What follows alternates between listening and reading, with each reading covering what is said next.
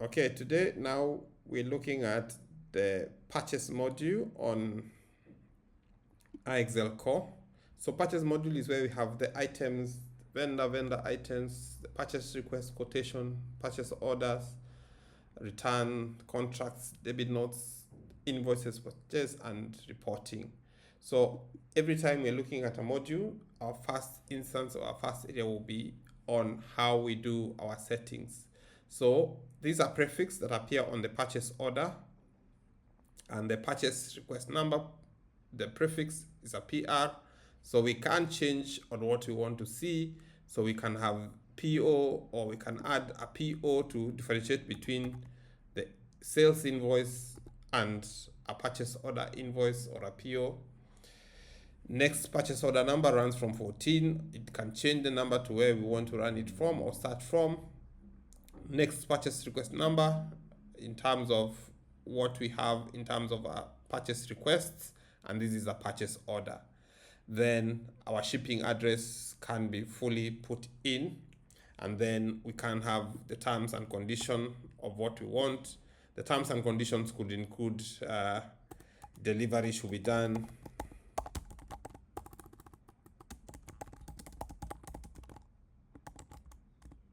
within 30 days, payment is after 60 days of receiving an LPO or receiving an invoice with full goods delivery. So whatever conditions we want to put here, we can be able to put our address and where we are.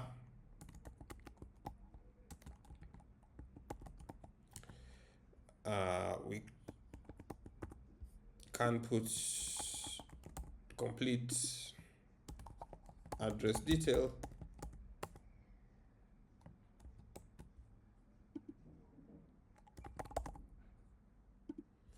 and once you put any notes we need to the vendor, if there's any logo we need to upload on a documentation, and then once we've done that, we submit. Remember to submit for the purposes of ensuring that we are saving that data.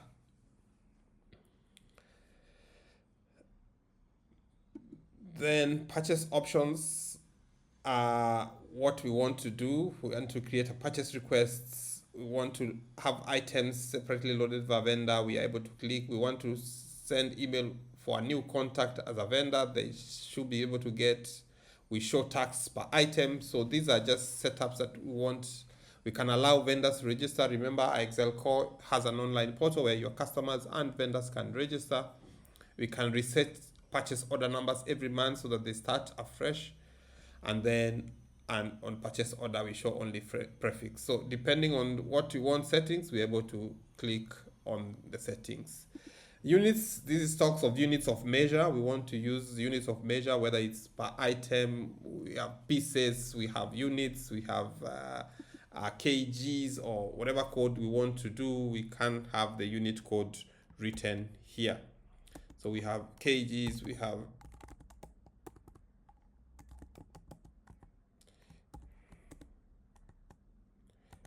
so we can, of course, click it as display items ordered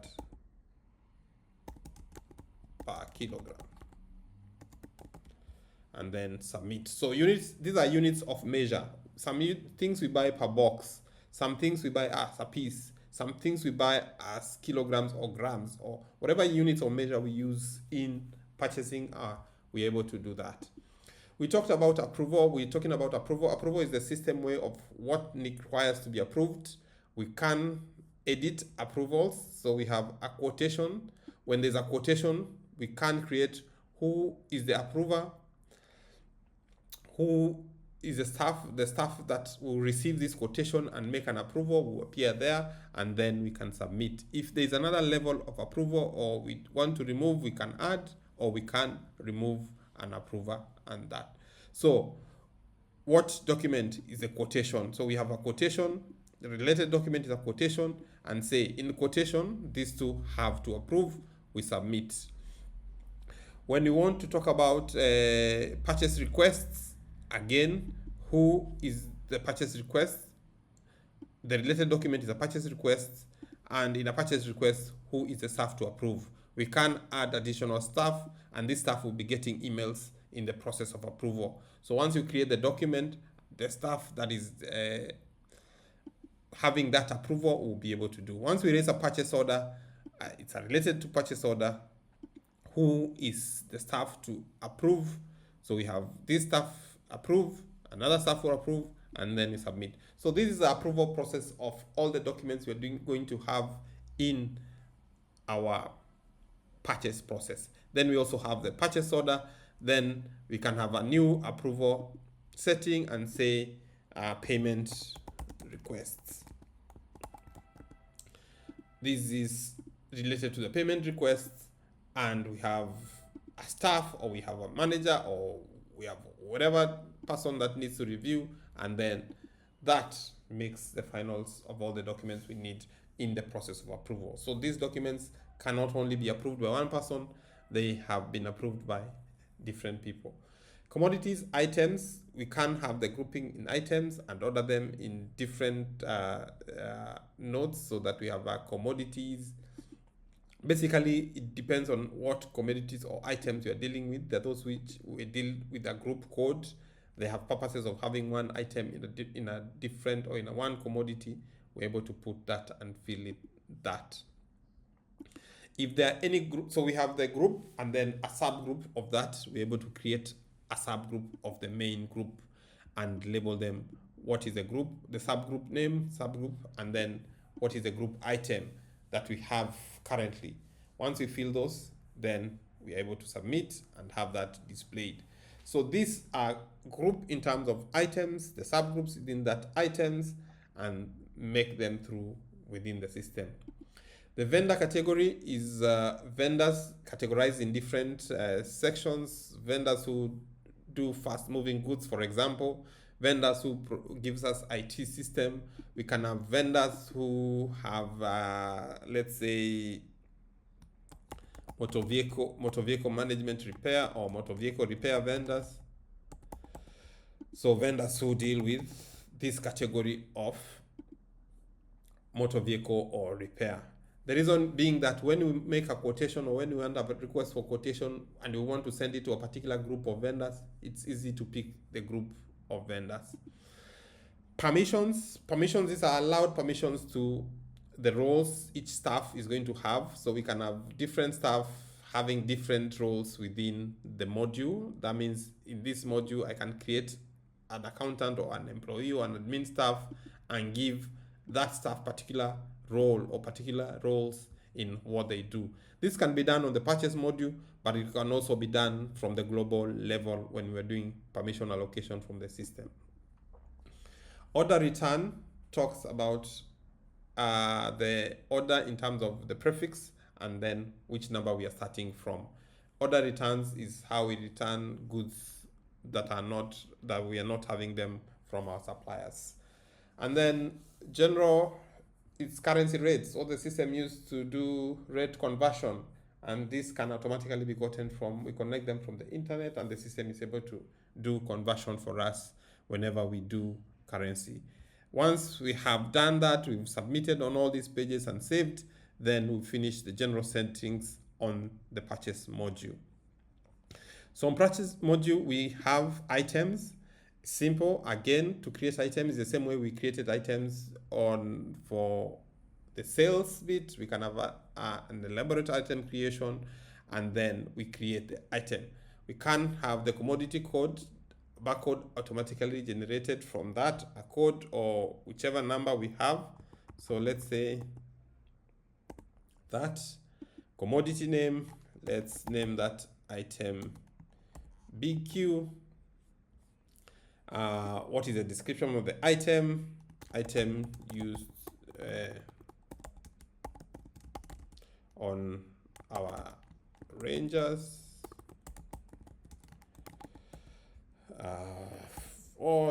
Then you remember about commodity groups. we can create a commodity group and then the subgroup, if there's a subgroup of that particular commodity, and then the rate is say 2300 and the unit of measure is piece of item or per item or a piece. We can put in the purchase price if you want to put the purchase price. Are there images that we need to attach? We can attach an image for purposes of us identifying that particular product when we have it on board. So once we have that, we're able to submit that particular. So list item, easy to form, same way we are doing in sales. Then we have the commodity there, we have the photo of the commodity, and we have all the lists of items that are existing. Then when you look at purchases again, when you key into purchases, then we have vendors. Vendors again, we create vendors onto the system. We have already existing vendors, we have new vendors, depending on what we want to do, and then the vendors contact. Same way we created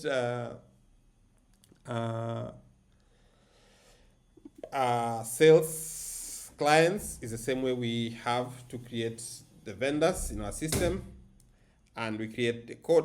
Let me start with the code of the vendors.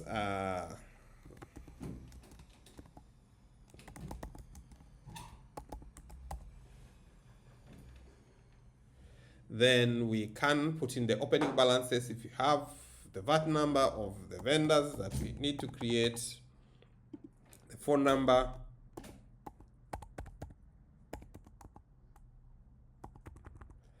the vendor website,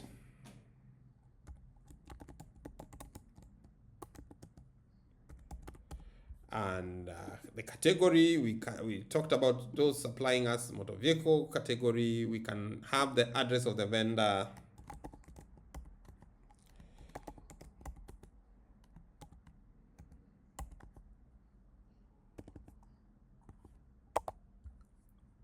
the country they're into.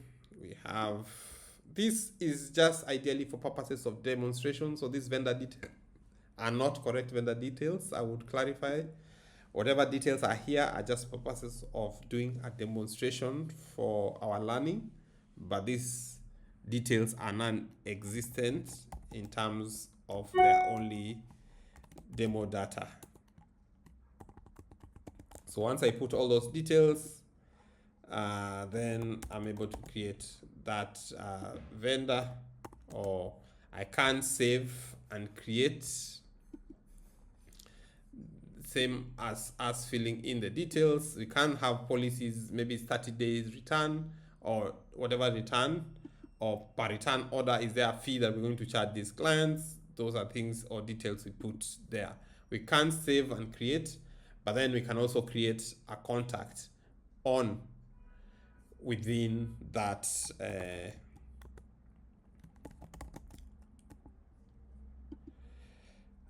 contact that is tied to that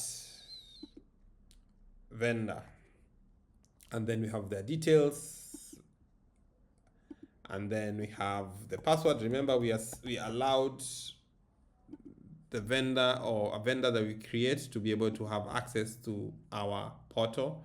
Then they will receive that email to have them being on the portal. So in that, we're able to create a vendor. We can see the vendor, and through the vendor, that is the vendor we are seeing, they're getting an email.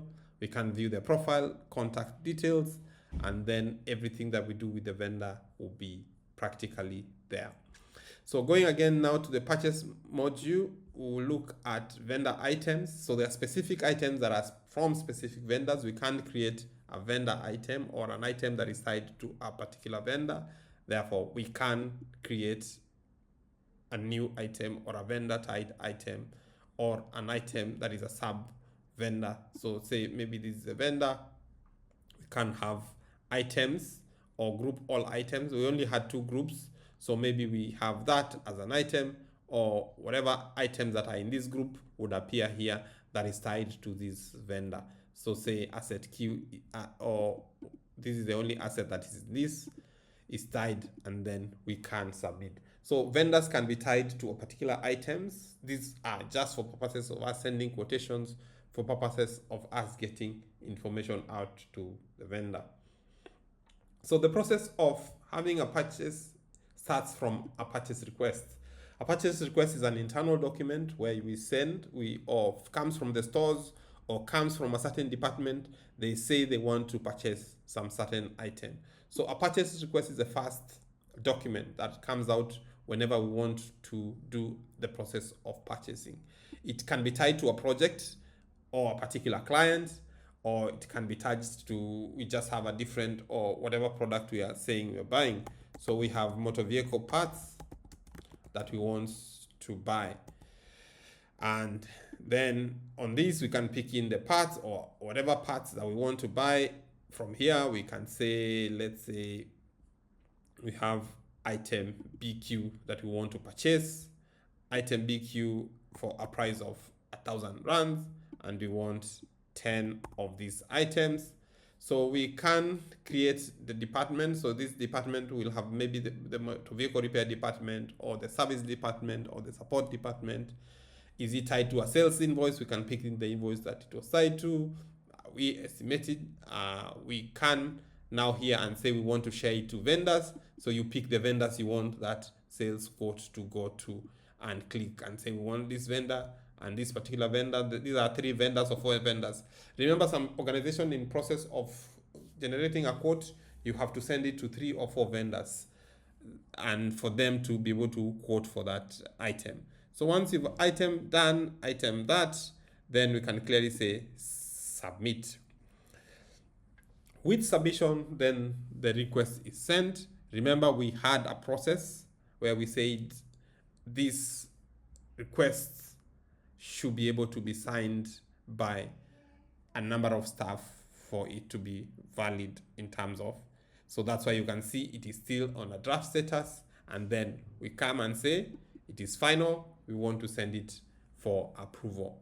So the request is sent for approval, and the 2 approvals that we had on our system will definitely receive an email to approve that. I can't say I'm okay with it because I was one of the approver and say I approve it. Then once I've approved successfully, I have that approved. You can see the document is approved. The status of the document becomes approved. So we can view the document that we are sending out to the vendor. This is a purchase request, item BQ. We know we sent it to 2 or 3 or 4 vendors. Therefore, each of the vendor is going to receive. So we'd have the requester and the treasurer and the finance and the person approving, all of them doing approval for the documents. Once that is done, we've seen in the purchase process, so we were purchase request. So this can come from a particular department where a department says they want to request, the support department wants to request that. Once that is done, we can download it, send it, or we can, as usual, allow to be sent via email, or we can have a link which we share with our vendors.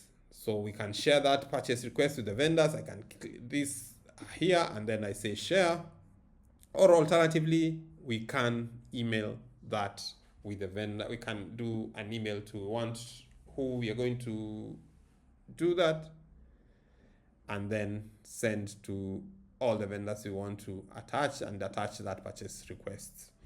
So once the purchase request is done and is approved and we've gotten quotations, then the next documentation that comes through is a quotation. So we've gotten the quotation from client. We've gotten 3 or 4 clients who responded to us and told us the item is this amount. Therefore, the next thing we're going to do is a purchase requisition. And the purchase requisition, maybe we agreed we're going to buy it from the Ford Rangers. Our purchase requisition was these items. We were going to do the support. It was coming from the support. It was in South African rands. The estimated date is today's date. Then the number of that is and who is the buyer. Once we fill in, the system fills in for us all those other items that we wanted to fill in for purposes of this. Let me pick, this is what we created today.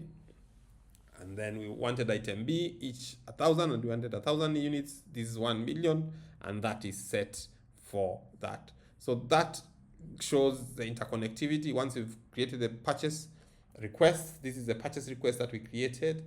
This is the quotation we got. So we are creating a quotation. Once we do that, then the next thing is submit. Remember again, we had an approval process. So the system again will create an approval process for the same document, which we can now say send for approval. We send to approvals, the approvers receive their emails, they can approve. So the two approvals, I say one, I am one of the approvals, I approve, and it's marked approved. The other approver logs in, sees an email, log into the system, same thing, they approve, and that becomes a complete purchase request document.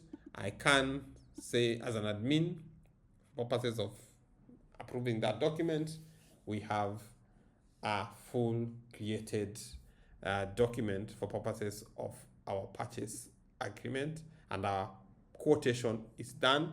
So the quotation is done. Once the quotation is done, it's approved internally. We tie or we attach all other documentation. So we can attach what we receive from Ford Rangers Durban here. When the approvers are seeing, they are going to open it and see what the quotation is matching to what the Ford Rangers Durban sent to us. Then they are going to approve that. Once they approve, we are able to do a purchase order. So a purchase order now again created. So the process is, once we have the request for quotation, we get the quotation, we do now a purchase order. A purchase order, of course, tied to, so we want motor vehicle items that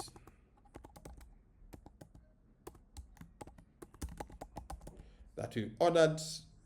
We have purchase order number. This is automated, comes through the system. The vendor was Ford. The requests was those items. We wanted 1,000 items, buy 1,000, a million for that. We can put if there was an estimate out, if this is tied to a particular project, but it's none. If it is an operating expense or a capital item, so these are operating expenses. And then we can put the department which was support initially. Customer, is it tied to a particular customer? So you're buying this so that we can sell it to a customer, or is it tied to a particular invoice? We're able to do that and attach that end to end from the system. And once we do that, this is the PO with all the terms and conditions with the vendor note. We are able to submit and generate a purchase order. Again, remember we had approval set out, who is supposed to sign the purchase order. So again, once the document is ready, we can send approval request for that purchase order. Once we send the approval purchase order, the emails are sent out to the approvers, or they get notification from the system that they need to approve. And once the PO is here, the approvers will definitely get emails, and once they get their emails, they can approve. I would approve this for purposes of us doing our. And with that, the process of getting the documentation out is done. We are able to get the approval of the PO done and send it to the client. Again, for ease in this system, we know we can just click on that and that is sent as an attachment. If there's any note, if there's any note or any email that needs to go to the client, we're able to download the item, the purchase order that we sent. Here we would have the signatures of the signatories and the purchase order sent to the client.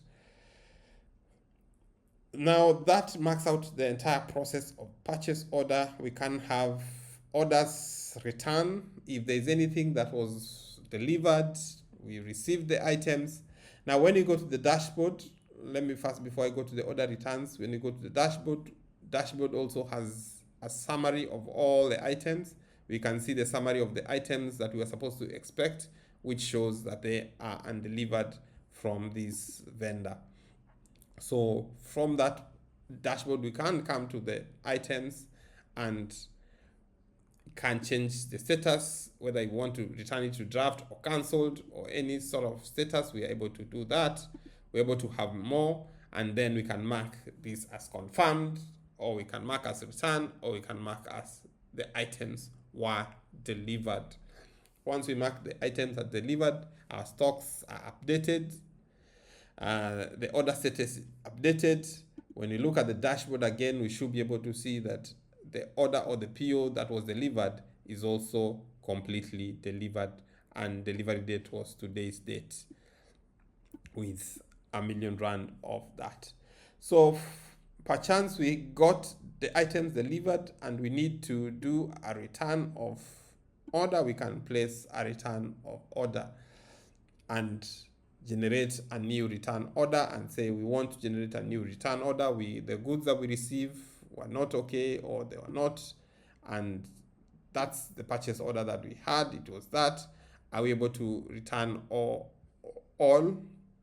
So in this PO, we can say it's a return type, which is fully, meaning we return everything, or we are partially returning that item. So maybe out of the 1,000 quantity we receive, we are returning 500. We're able to change that, and then return reasons, we can put whatever reasons we have of why they were faulty or not as per specification.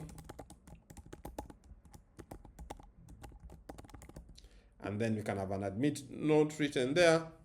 Return policies, we always said when we are setting up the vendor, they would appear here. And once we've done that, of course, we can have that saved. There is, we have created our return order. We've created that. We can mark as confirm, mark as finish, fail, or hold, depending on the status, or we can mark as processing in whatever states we want to do that. So mark as confirmed, that means we've finalized on that order. And that's how easy, using IXLCore, is it to create our order return details or order returns from the system and send the goods and the documents back to the supplier. Moving on from that, we can create contracts. We saw how we can create contracts, and we can create contracts same way we create contracts for sales or contracts for our clients. We can also create the same contracts in the same manner. So we have the description, so we can have contract for cleaning or delivery. So it can be cleaning service category. We can have that with the vendor. So let me change this to service delivery or contract for repair and maintenance of our motor vehicle. Of our motor vehicles, we can create a purchase order, or this is the purchase order that we already tied to this vendor. So maybe it could be with this purchase order, and then we create what is a project, if there was a project, and then the department or support that we had picked up. When is this contract ending? Say contract is ending in 2029, same date or today on 27th. The pay terms, we say it can be monthly. And the payment amount, let's say, is the 1,000,000 rand. Payment cycle can be monthly, so we know the contract value is that. Payment amount can be divided by month, and then we can have it signed or not signed, and then do a description of what we want per the contract. Once we do that, we're able to submit, just like we did with the contract to do with the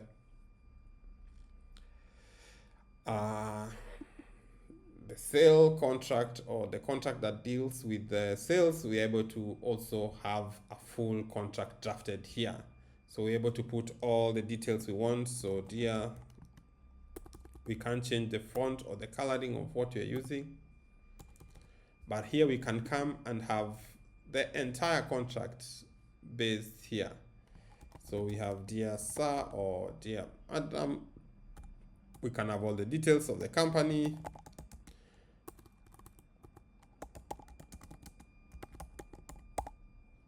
We can have reason for contract. We can have contract amount. And we can develop a whole document round about this. So you'll be able to see all the payments done under that contract, if there are reminders when you're supposed to be reminded, tasks that are attached to that contract. We can have attachments on documentation, and any template we can create contract templates and add that. Then with that, we can send it again. We can do send the contract or send the documentation, or we can view the documentation. We can sign the contract with the system, and the system will show that the contract has been signed, or we can cancel that particular contract, and that, so it will show the buyer, it will show when we send it to the seller, we will show also the seller has signed the contract accordingly. So we'll have a full documented contract, just the same way we did the contracts in our sales module for our particular client, and the authorized signatures would appear in the documentation. So that's how we create our contracts, and that's how we're able to follow up on all contracts that we have with the supplier. Now, when we've returned goods, therefore, again, it's inevitable for us to raise a debit note. A debit note, again, is for purposes of us reclaiming or receiving back for what we have paid or for what we have raised. So we can go and say we want, because we return some goods for Rangers, we can create a debit note for any particular item. We can create for a particular item and say out of that, instead of him charging us 890 out of the 500 items we purchased, he charged us 1,000. So for each of the quantity we are seeking, that he's supposed to give us 120 as a refund for all the items that we purchased. So he owes us, instead of, because it's what he did, he charged us 1,000. He was supposed to charge us 880.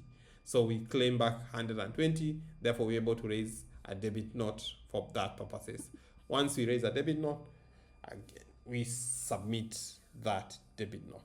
The debit note will be utilized when we want to pay out an invoice or we want to apply. So as soon as it opens, the system recognizes that we want to apply it on an invoice. And then if there's an invoice, it will apply. If there's no invoice, then it says there is no existing invoice. Then we proceed. Once we have a debit note there, once we have done the debit note, now we can come and create an invoice. So the supplier has supplied all the items, brought everything to our premises, we've agreed, and everything has been done. Therefore, we are able to create an invoice. An invoice takes up that. The vendor, once we pick up the vendor, we are supposed to, if there's a contract, then we're able to pick the contract for that. We remember there was a contract we created, and we're able to create that on items, and the system picks up everything. So it also picks up the purchase order. If we had picked up the purchase order, it would have put in the contract. Everything in terms of transaction, details for the transactions, and then once we've agreed, we are able to submit for that invoice. Now, we've created an invoice for this vendor. The purchase invoice has been created. So when you go back to what we did on debit notes, remember the debit notes, when we were doing it, the system said there is no invoice for this vendor. So we have a credit note that is still open. We have a debit note that is still open. We can now say, let's apply this to this invoice. So amount to apply, the invoice is the entire amount of 60,000. So if he has specific other invoices, they will all appear here, and then we can apply the entire. So we apply the entire, and then we say apply. So the entire amount is applied to that particular invoice, so that when we're going to be paying the invoice, we are going to pay less that amount of debit note that has been applied to that. So looking back at the invoice that was generated for purposes of this demonstration, this is the purchase invoice. Now we have entire invoice that we have, the payment record. So you can see the invoice is partially paid. It's partially paid because we used a debit note to do a payment for that. Applied debits, we have that debit that is applied. We can delete it. If we are applying in the wrong place, we can delete that for that purposes. These are tasks that are tied. Anything that is attached to that document or purchases invoice, then we can now make a payment. It brings us the balance after we have applied the 60,000, and then we can say we are paying on this particular date. Our payment mode was the bank, the ID, and then we submit and have made a payment for purposes of this particular invoice, which was partially paid via debit note, and now we've partially paid again using a bank transfer. So with that document ideally will be completely paid by virtue of having paid the document. We can't download or we can't send the payment. The system automatically sends the information to the supplier on the purchase invoice having been fully paid. So from a sales perspective or from a purchase perspective, we are looking at purchases, then the invoice, then we have the reports. This is a summary of the brief of the purchase order voucher reports, the costs, the purchase order reports, the purchase invoice reports that we can easily have a look at on what has been paid, what has been sorted out, what has not been sorted out. We can have a statistics. We can have purchase statistics by cost, just depending on what we want to see on a summary from the purchase module. So the purchase module of IXLCore starts from the setting all the way to us getting the processes and the systems right. That in a nutshell is the purchase module. Simple yet comprehensive in terms of how we can be able to achieve that with IXLCore. The orders and what has been completely delivered, like we've done here, will be shown on the dashboard. Thank you very much.